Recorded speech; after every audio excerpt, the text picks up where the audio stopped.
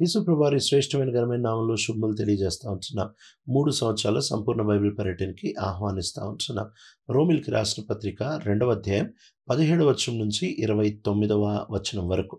17వ వచనం నుంచి ఈ భాగమంతా ఆయన యూదుల గురించి మాట్లాడుతూ, ఈ యూదుడు తాను ధర్మశాస్త్రం నాకుంది గదా, నేను సున్నతి చేసుకున్నాను గదా, నేను మిగిలిన వారికంటే శ్రేష్ఠుడిని అని అనుకుంటున్న ఆ వ్యక్తిని సంబోధిస్తూ ఆయన ఈ భాగాన్ని మాట్లాడుతున్నాడు. 17వ వచనం నుంచి ఆయన అంటున్నాడు, మీరు దేవునితో ఉంటున్న సంబంధం బట్టి బహుగా విర్రవీగుతున్నారు, బహుగా గర్విస్తూ ఉంటున్నారు. మీరు అంటున్నారు, మాకు లేఖనాలు తెలుసు, మాకు లేఖనాలు అర్థమైంది, లేఖనాల గురించిన జ్ఞానం ఉంది, కనుక వీళ్ళు ధర్మశాస్త్రం వాళ్ళకి ఉన్నందుకు, ధర్మశాస్త్రం వాళ్ళకి అర్థమైనందుకు, ధర్మశాస్త్రమును వాళ్ళు వాళ్ళ హృదయాల్లో చక్కగా దాన్ని విడమర్చి, దాన్ని బయలుపరుపు, దాని అంతరార్థాన్ని తెలుసుకున్నందుకు వీళ్ళు గర్విస్తూ ఉంటున్నారు. అంతేకాకుండా అపోస్తలుడైన పౌలు వాళ్ళు చేస్తున్న పని, వాళ్ళ వ్యవహారాన్ని లేక వాళ్ళ విధానాన్ని, వాళ్ళ వైఖరిని చూపించడానికి 4 పదాలు ఉపయోగిస్తూ ఉంటున్నాడు.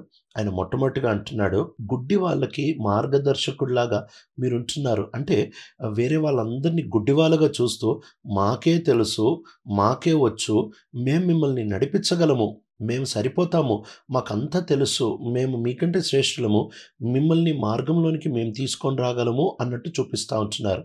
అంతేకాకుండా రెండవది, వాళ్ళు మీరందరు చీకట్లో ఉన్నారు, మేమే వెలుగు, కాబట్టి మీ అందరికీ మేము ఉపయోగపడతాం, మా జ్ఞానం ఎంత గొప్పది అని చెప్పి వీళ్ళు విర్రవీగుతూ ఉంటున్నారు.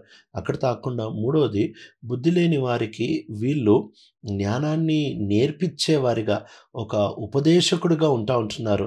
వీళ్ళు మాటలతో, క్రియలతో వీళ్ళు వాళ్ళకి ఏదో నేర్పిస్తున్నాము అన్నట్టు వ్యవహరిస్తూ ఉంటున్నారు. చివరిగా పిల్లలకి ఉపాధ్యాయుల్లాగా వీళ్ళు ఉంటున్నారు. అంటే మీరందరూ పరిపక్వత లేని వాళ్ళు, మేము పరిపక్వత కలిగిన వాళ్ళం. ధర్మశాస్త్రం బట్టి వీళ్ళు ఇంతగా గర్విస్తూ ఉంటున్నారు, బైబిల్ జ్ఞానం బట్టి వీళ్ళు ఇంతగా గర్విస్తూ ఉంటున్నారు. అయితే అపోస్తలుడైన పౌలు వీళ్ళ యొక్క గర్వాన్ని చూపిస్తూ ఈ 4 మాటలు ఉపయోగిస్తూ ఉంటున్నాడు. వీళ్ళు వేరే వాళ్ళని గుడ్డి వాళ్ళలాగా, చీకట్లో ఉంటున్న వాళ్ళలాగా, బుద్ధి లేని వాళ్ళలాగా, చిన్నపిల్లల్లాగా చూస్తున్నారు. ఇంకో మాటలో వీళ్ళు మహాపురుషుల్లాగా, వీళ్ళు చాలా శ్రేష్ఠుల్లాగా, వీళ్ళు మహా జ్ఞానం కలిగిన వాళ్ళలాగా, వీళ్ళకి చాలా ధర్మశాస్త్ర పట్టున్నట్టు వీళ్ళు చూపిస్తున్నారు. అయితే పౌలు వీళ్ళ యొక్క కొలబద్దని ఒక్కసారి చూపించి అంటున్నాడు, మీకు ఒకవేళ నిజంగా ఇవన్నీ ఉంటే, మీరు ఈ 4 నిజంగా శ్రేష్ఠులైతే, మీ జ్ఞానము, మీ మార్గదర్శకత్వం, మీ వెలుగు,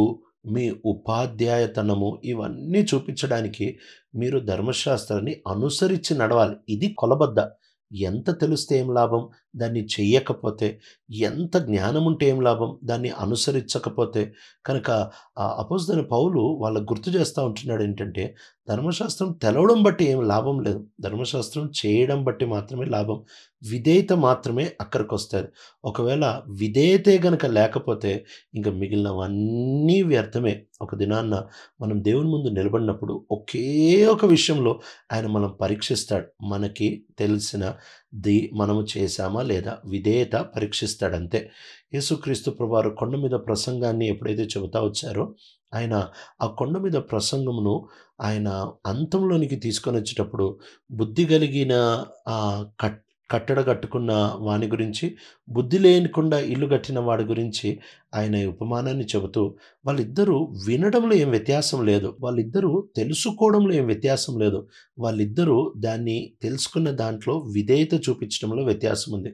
కనుక ప్రభు ముందు మనం నిలబడినప్పుడు ఈ ఒక్క వ్యత్యాసమే వస్తుంది. ఏంటి అనంటే, ఎంత తెలుసుకున్నాం అది ఏ దానికి ఉపయోగపడదో, తెలుసుకున్నది మనం చేశామా లేదా అనేది చాలా ప్రాముఖ్యం.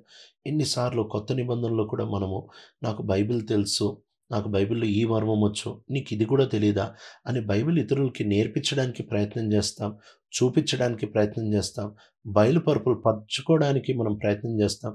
అందుకని యాకోబు రాస్తున్నాడు, చాలా జాగ్రత్త, ఎందుకంటే రెండింతల తీర్పు ఉంటుంది. మనము చెప్పేదాన్ని బట్టి మనం చేస్తున్నామా లేదా. ఫరిసేయులకి యేసు ప్రభుకుంటున్న వ్యత్యాసం అదే. వాళ్ళు చెప్పుదురే గాని చేయరు.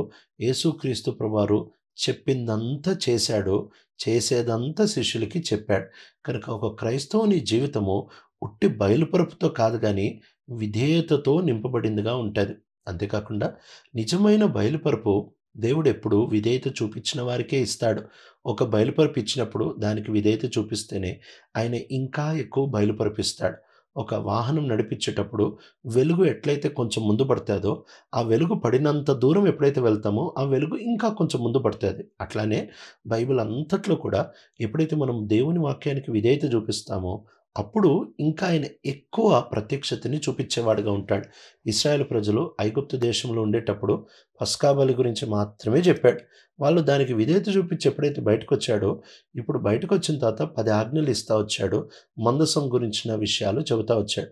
దాన్ని ఎప్పుడైతే చేశారో, అప్పుడు వాళ్ళని ఇంకా ముందుకు తీసుకొని వెళ్తా వచ్చాడు. కనుక ఆయన ప్రత్యక్షత ఇచ్చినప్పుడు విధేయత అధికమైన ప్రత్యక్షతకి మనల్ని నడిపిస్తది. ఆయన ఈ యూదులతో అంటున్నాడు, మీరు ఇవన్నీ చేస్తున్నారు, కానీ మీరు ఇతరులకి దొంగతనం చేయొద్దని చెప్తున్నారు, వ్యభిచారం చేయొద్దని చెప్తున్నారు, మీరు విగ్రహారాధన చేయొద్దని చెప్తున్నారు.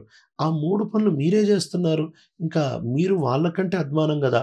అంటే ఆ చిన్న పిల్లల కంటే, ఆ బుద్ధి లేనోళ్ళ కంటే, ఆ చీకటి కంటే, ఆ గుడ్డోళ్ళ కంటే ఇంకా భయంకరమైన అధ్వానంలో మీరే ఉన్నారు గదా! అని చెబుతా ఉంటున్నాడు. 24వ వచనంలో అంటున్నాడు, అన్యుల దగ్గర మీ బట్టే నా నామము దేవదూషణకి పాలవుతా ఉంది అని ప్రభు చెప్తున్న పాత నిబంధన మాటని ఇక్కడ గుర్తు చేస్తా ఉంటున్నాడు.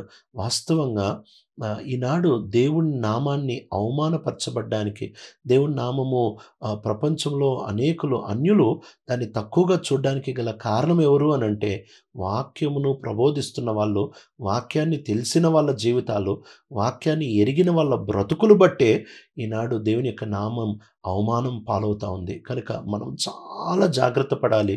మన జీవితాల్లో లేఖనాలు తెలుసుకోవడం కంటే లేఖనాల్ని చేయడంలో, తెలుసుకున్నది చేయడం చాలా ప్రాథమికమైంది. 25వ వచనం నుంచి ఈ యూదులు విపరీతంగా విర్రవీగేది దేంట్లో అంటే, మేము సున్నతి చేయించుకున్న వాళ్ళము అని విర్రవీగుతా ఉంటున్నారు. అయితే సున్నతి చేయించుకోవడం అనేది ఒక స్కూల్లో అడ్మిషన్ తీసుకునే లాంటిది. ఒకవేళ స్కూల్లో ఒకడు అడ్మిషన్ తీసుకున్నాడు. తీసుకున్న తర్వాత ఆ వ్యక్తి రెగ్యులర్‌గా స్కూల్‌కి వెళ్ళకుండా, ఏమీ చదవకుండా, ఏమి హోంవర్క్ చేయకుండా సంవత్సరం పొడుగునా స్కూల్‌లో అడ్మిషన్ తీసుకున్నానని గర్విస్తా ఉంటున్నాడు. ఇంకోడున్నాడు, ఆ వ్యక్తికి స్కూల్‌లో అడ్మిషన్ తీసుకోలేదు. కానీ పుస్తకాలు కొనుక్కొని చాలా జాగ్రత్తగా చదువుతున్నాడు. చాలా కష్టపడి చదువుతున్నాడు. తను చదివేదంతటిని తన మెదడులో తాను పెట్టుకొని పాటిస్తా ఉంటున్నాడు. సంవత్సరం అయిపోయిన తర్వాత ఎవరికెక్కువ చదువుంటాది అనంటే, ఈ అడ్మిషన్ తీసుకున్నోడికి గాదు.